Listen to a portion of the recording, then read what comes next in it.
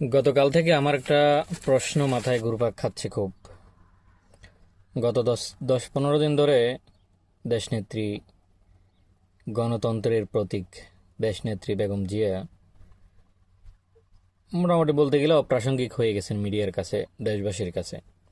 মিডিয়াতে ওনার ব্যাপারে কোনো আলোচনা নেই, ওনার হসপিটালের সামনে থেকে কোনো লাইভ নেই, ওনার কোনো ছবি দেখানো হচ্ছে না, ওনাকে নিয়ে কোনো আলোচনাই হচ্ছে না, ওনার শারীরিক অবস্থার কোনো আপডেট মিডিয়াতে দেখানো হচ্ছে না। এর উপর গতকালকে সারাদিন ধরে আমাদের বিএনপির বড় বড় নেতারা এআই দিয়ে বানানো ছবিগুলো পোস্ট করতেছেন, যে যারা বলতেছেন বেগম জিয়া বেঁচে নাই, তারা দেখেন তারেক রহমান এসে বেগম জিয়াকে দেখতে গেছেন।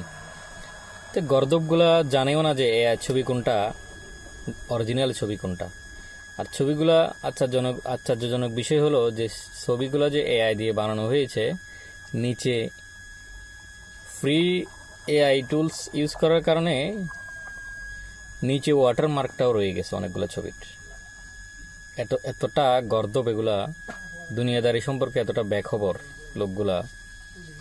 এরাই নাকি নেতা, এরাই নাকি দেশের জন্য অনেক কিছু করে ফেলবে, এরাই দেশকে পরিবর্তন করে ফেলবে। অথচ এআই দিয়ে ছবি বানানো কোনটা আর জেনুইন ছবি কোনটা, এটার পার্থক্যই তারা বুঝে না। আর এরাই নাকি দেশকে পরিবর্তন করবে, এরাই নাকি দেশকে অনেক উন্নত করবে। তো আসলেই বেগম জিয়ার বর্তমান আপডেট কি, বর্তমান শারীরিক অবস্থা কি? কেন গতকালকে তারেক রহমান আসার পরে উনি যখন দেশনেত্রীকে দেখতে গেলেন হসপিটালে, তখনকার ছবি কেন প্রকাশ করা হলো না? বাংলাদেশপন্থী প্রত্যেকটা মানুষেরই মনে এটার জন্য একটা ভীতি, একটা টেনশন কাজ করে। কারণ বেগম জিয়া একজনই হয়, আপসহীন নেত্রী বেগম জিয়া, গণতন্ত্রের প্রতীক, ঐক্যের প্রতীক।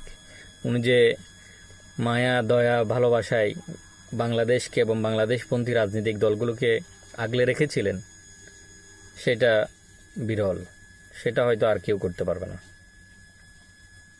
তো এরকম একজন মানুষ হঠাৎ কেন মিডিয়া থেকে গায়েব হয়ে গেলেন, হারিয়ে গেলেন, অপ্রাসঙ্গিক হয়ে গেলেন? ওনার শারীরিক অবস্থার আপডেট কেন জানানো হচ্ছে না?